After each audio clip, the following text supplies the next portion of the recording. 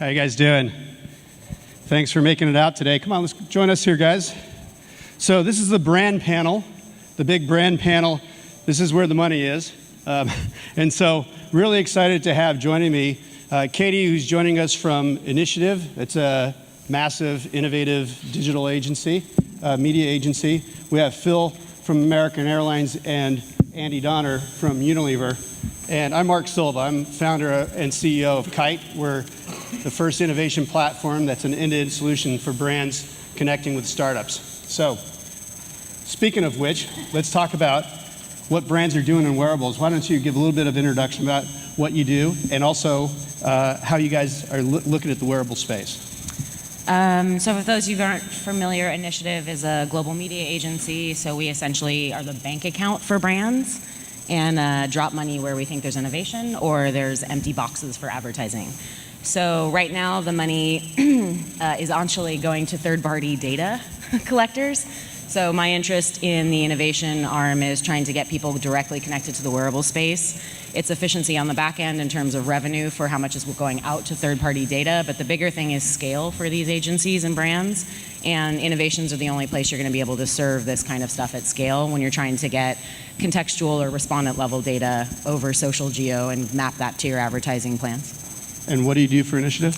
I am essentially the worldwide philosopher of technology. I sit under the creative director in the innovations department. Great. Phil, introduce yourself. Phil Easter, American Airlines. So you're a WWP, I guess? Okay. So I head up the tech side for American, and we focus on consumer apps to keep you guys happy. And we're excited about wearables because we think there's new opportunities of providing glanceable moments of data to our travelers and to make you happier through your journey. And also it gives us a way to provide direct feedback to the NSA. I did see someone, when you check into the Hamburg airport, I've heard that one of the open Wi-Fi is Prism. So, interestingly enough. Anyway, thank you for allowing me to do my Flappy Bird during takeoff and landing. Yeah. I appreciate you doing that. Airplane mode. Yeah. Wink, wink. Andy Donner. Hi, everybody. Andy Donner. I work for Unilever. I run Unilever Ventures in North America. And so what is Unilever? Unilever is a global CPG company. So if you took a shower today, if you had a cup of tea, if you had ice cream in the last month, odds have it you use one of our products. So actually, raise your hand if you took a shower this morning. You guys did not shower today? I've actually learned on panels, I'm going to be a little bit funny here, or I'll let you judge that. At the beginning of panels, everyone's head goes down on their devices, so you got to say things like pelicans and skywriting to get attention back. So Unilever. You smell nice. Thank you. Let's get back to the question. So Unilever, global CPG company, 2 billion people a day use one of our products in 193 countries. What is it that I do? I run Unilever Ventures in North America. So it's technology scouting, it's looking for business partnerships, and where appropriate, we'll invest in businesses where there's a very deep strategic linkage with Unilever. So I focus on digital, so ad tech, digital media, digital marketing, and e-commerce. Wearables falls very much within the domain of digital, relative digital marketing, which is how we engage with our consumers, add value, utility to our consumers, and help our brands grow. So you're looking at the wearable space mainly from a scouting. I know you've been looking at quantified self for quite some time, even before when you were at Physic Ventures. And so what have you seen in terms of, are we here yet? Is it at a point where brands are able to start engaging in the wearable space? Yeah, I mean, I think yes and no. I think it matters what brand you're talking about. So obviously, I'm going to look at this through the eyes of Unilever. We're about mass scale. We have 16 brands that have over $1 billion in revenue. So our marketing model is based on very top of the funnel mass marketing. And so at some point in the future, when there's mass adoption of wearables, when the hardware costs come down and millions, if not billions of people have these devices around their wrist, at that point in time is when it's completely arrived or relevant for Unilever. For the time being, I would characterize it as innovation, trial, experimentation. We have to have an eye, as a marketing-driven business, we have to have an eye towards where the market's going going, where the consumer behavior is going, where the marketplace is going. So we have to experiment in it. But at this point in time, can I say that big budgets are going towards wearables to engage with our consumers? The answer is absolutely no, but we're not sitting back and just waiting for the market to develop. But in order to engage full scale, you're looking for almost like mobile-like penetration, where you start getting into not the 4 to 6% that we're hearing wearables has reached so far, but when it gets into 20 plus percentiles, that it starts to become scalably relevant to you guys. Yeah, I mean, I think that's right. If you sort of think that we have 400 brands, and for our media folks who run the second largest advertising budget in the world, for them to start moving budget the way they did to social, the way it's moving to mobile, to move it to wearables, there has to be that mass scale. But in the interim, what we're doing is looking on a brand by brand basis, and we're saying, you know, what projects can we work on? So for example, a soap company, is there a wearable that they could put around the wrist of children to encourage them to wash their hands more in developing markets? The answer is yes, and we're looking at that. An ice cream brand that wants to motivate the moments of joy and pleasure and happiness, can they do something where there's a wearable that connects into a game that they're working on and provides rewards and incentives and a little joy relative to that brand in the game? The answer is yes. So we're working on that. But to Mark's question, across our whole brands as a big part of our media mix, it's just not there yet. Well, because you guys are the number 2 advertiser in the world, but while we're talking about advertising, I do want to get that kind of elephant in the room out, which is It's the pelican in the room. Pelican in the room. Is it a drinking game or something? Does someone get points when you say pelican? Yeah.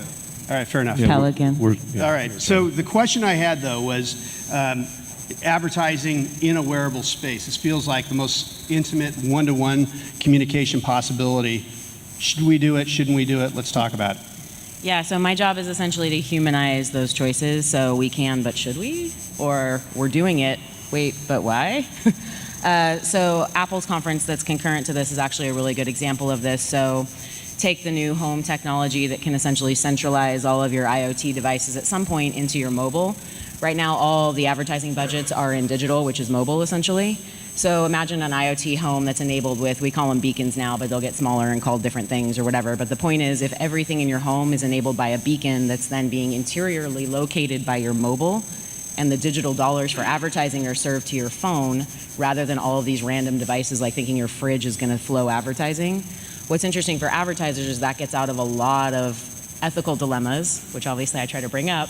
But the bigger thing is that's where the dollars can still be, because the dollars have to be at scale, but they also have to have really, really, really low rates. And the dilemma is that the IoT objects for advertising, it's going to cost someone, like, for example, like I think Google makes something like $6.08 per quarter, right, per person that we advertise against. So when they buy Nest, think how expensive that would be to advertise on a Nest to one human, given the adoption of Nest. So what does advertising look like, though, in this wearable future when wearables at scale? And I know you... Yeah, American will never go there. No. Yeah, and this is the big question I think we have to say is like, okay, let's be really real. Like, what is a wearable impression?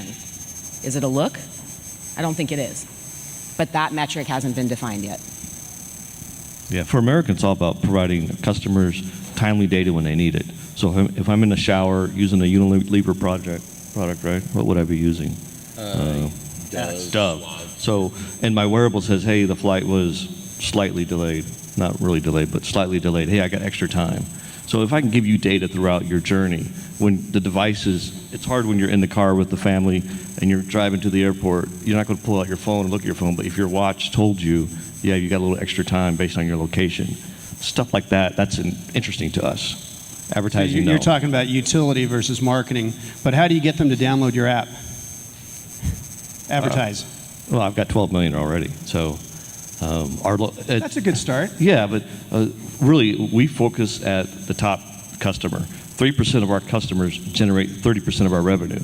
That's who I'm going after. Yep. Well, I mean, I think Mark hit the key point there. I mean, advertising, we could spend an entire conference defining what it is, but in a new world of wearables, it's really about utility, right? I mean, someone is going to engage with your brand at that moment if you're adding value to them, they're adding some utility. But if someone's in the shower and it's an advertisement for American Airlines, when it's totally out of context, someone's not flying, right? What's going to happen is going to be negative brand association with American Airlines. That's just a terrible utility, a terrible use case. So for Unilever, I think it's going to be about how we add value and utility to people's lives in a wearable world, right? So I gave the example before a soap company, right? Can they encourage kids to wash their hands? There's something upstairs I saw a little while ago, something called Grush, which is a toothbrush that basically has a sensor in it, knows where it's in someone's mouth, and then there's a game that someone plays. I have a 9-year-old kid and a 6-year-old kid, and the most painful 5 minutes each day is getting my kids to brush their teeth, right? But if we can gamify that and have that as a kind of a wearable, you don't want to really wear your toothbrush, it's more of an IoT thing, but still there, and you get people to brush the kids to brush their teeth. If that's brought to you by Oral-B, right, or Braun, or one of these companies, that's advertising, yes, but I would argue that's utility, and I think that's the direction that we need to be heading. So what budgets does this come from? I'm thinking about all the folks here who are probably looking to unlock some of this innovation budgets. As you were saying, it's not the media budgets today. Does it come from shopper marketing? Does it come from promotions, TV, digital, or are there discrete mobile or innovation budgets? Where does this come from? And where would they approach your companies? I mean, go for it. It usually comes in with mobile and IT. I mean, the tech guys are getting access to mobile before the marketers are. So right now it's an extension of the mobile applications. That's where it makes sense. And also enterprise is a huge opportunity for employees with wearables. I think that's our big win, is how to give wearables to baggage handlers or gate agents or mechanics. Yeah, I think the answer is it depends. I mean, it's always the safe answer on a panel, but it's true, right? So when Nike was doing Nike Fuel, and rest in peace, but when they were doing that, they had a discrete group. I mean, if you sort of go up there on their campus, they had 80, 90, over 100 people working on the fuel ban. They had a discrete unit, so they actually took budget to create, and they had a whole separate P&L. So that's not advertising, that's not marketing, that was a discrete business unit, right? What they're going to do going... You're talking about the Nike Plus. Yeah, well, the fuel, the fuel band. Yeah, the fuel bands. Yeah. I mean, when they're in that was a business unit, and it had its own P&L, right? Going forward, what is a Nike going to be doing on other people's hardware? Where that budget's going to come out of it's going to come out of the brand budget. And then ultimately, this is where it all runs, at least at Unilever. There's a media budget and a capability that cuts across brands, but ultimately it's the P&L of the brand. So if you're adding enough value to the brands and helping brands engage and grow in the marketplace, that's where the budget is.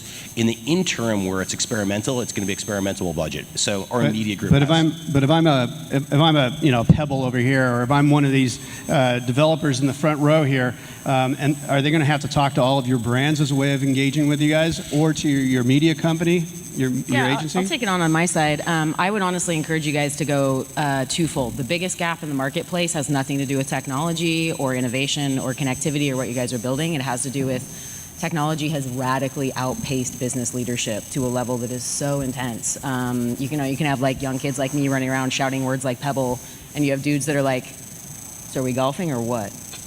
They literally, they have to be educated. So I would say go two directions, right? So the first place you can hit up is IPG Lab. That's at IPG Lab for Twitter. We have a lab that's straight P&L, has its own budget. That's where these guys are getting educated about what these technologies can actually do. And somebody like Kenton, which is just at KENTON at the lab, is a great person to hit up, and you can just say, hey, I want to help you educate these people, and then part of that budget. That's so incredibly inefficient, though. I got to say, that just seems maddeningly inefficient that you've got a person at Sign that's going to filter 150 to 200 companies just in wearables, let alone every other opportunity. Seems like... That's why we invent at Kite. We'll get that. But that's a place to start. Go both directions. Get brands and get these independent P&L budgets, because you got to close that education gap. Or participate in our hackathon. Well, I was going to say, I'm starting to see more and more companies. Turner's got it, Nike's got it. There are these open innovation opportunities. There's accelerators. There's certainly ways you can apply to. And those people have jobs when they're not actually running the accelerators. And so those people are probably a good place to look. You guys are doing a hackathon. Andy, you did the Go Global program, which is part of the Foundry, which is a great way to engage with Unilever. And we're seeing more and more of the corporate entities building these opportunity, open invitation opportunities to engage. So it's becoming easier to get access to brands, and at the same time, it seems like the filters are higher. Yeah, I mean, one thing you need to bear in mind, the image of a bunch of very slow, dim-witted executives out playing golf. Let's put ourselves in the shoes of those executives. They're just wrapping their arms around social. and now mobile comes, and then all of a sudden the new thing. I mean, we live in this world in the Valley where things move at such an incredible pace, and now you have AR that's coming in, et cetera. And you have these people who are managing brands and managing a business, and another technology wave comes, and they're just understanding and dealing with the consequences of the last wave. So just understand that. That's point one. Point two, to the notion of how to interface with brands. There's a little bit of a mindset and a cultural issue. If you push when a brand and a company is not ready, it's going to be Sisyphusian. It's just going to, the boulder's going to come down, it's going to crush you, it's going to be a waste of time. Wait for that brand or someone in that organization to raise their hand and say, you know what, we want to experiment, right? So at Unilever, we've been working on a program called Go Global, which matches 7 of our brands on a global scale with growth stage companies in the area of content, mobile, Internet of Things, wearables, right? And the insight on this was we got our brands to write down in a brief what their pain point is, what they want solved. And then we went out with Kite and Founders Forum in the UK and found the exact company for that brand. We're doing this right now with the Foundry and a lot of other companies. The point here being is that there was a cultural change within Unilever that says, you know what, we're now interested in the connected kitchen. Nor or Hellman's, we have to have a perspective on the connected kitchen. Here's a brief, go and fish, right? But if a connected kitchen company came in and said, pick me, without being ready, it's going to be a waste for everybody. Well, what's interesting is you're a Valley guy, a venture guy, who's working for a Fortune 50 company now. What's really interesting about this is you talked about brand briefs, and I don't think they're any different than the corp dev business requirements that you go out and say, and I'm guessing with you as well, with the mobile requirements. You come into the business units and you get those requirements. Those business units are where the budgets are, but you're the one who's basically helping, taking a look at this ecosystem and saying, here are the places where it fits with our needs, right? Yeah, it's very collaborative with the business. And being agile, we just have to be very fast and efficient in looking at new technologies. I fly out once a month to San Francisco. I'll host some startups out at the airport to come meet and show us your new technology. So we're constantly coming out here and engaging because, you know, I'm the old stodgy guy in a glass bubble, right? I'm not going to innovate. I got a flip phone, so not really. But. Fair enough. All right, questions from the audience. I'd like to invite you guys to ask our panel any questions. Yes, over there.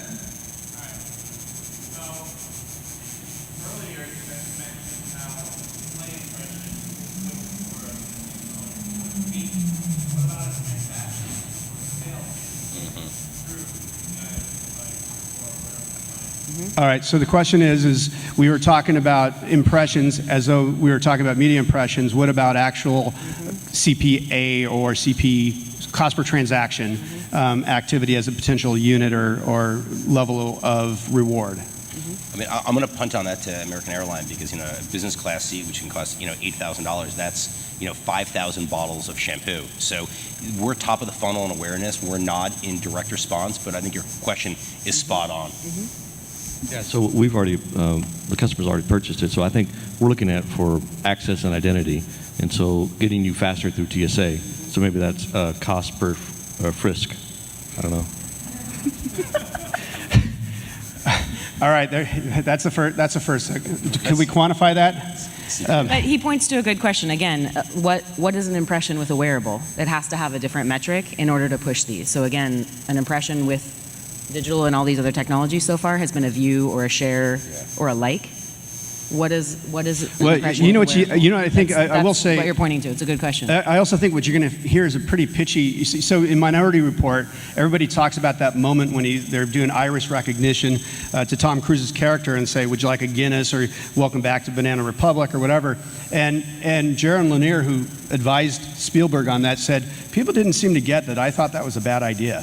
And it is a bad idea. It's a horrible idea. And so I think circling back to this idea of utility, and transaction may be one way of proving utility, as long as it isn't super pitchy, right?